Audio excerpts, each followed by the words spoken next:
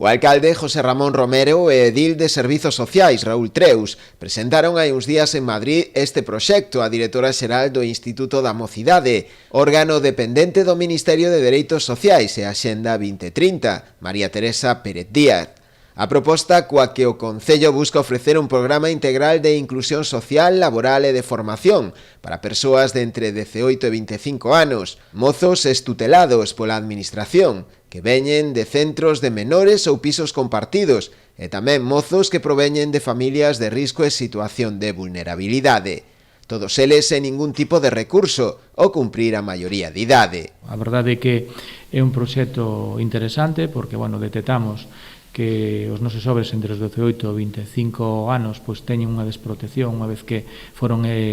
tutelados e foi a raíz desta pandemia donde vimos esa eiva dentro das administracións e creíamos que dentro do Concello de Boiro tiñamos que facer un proxecto para cubrir esa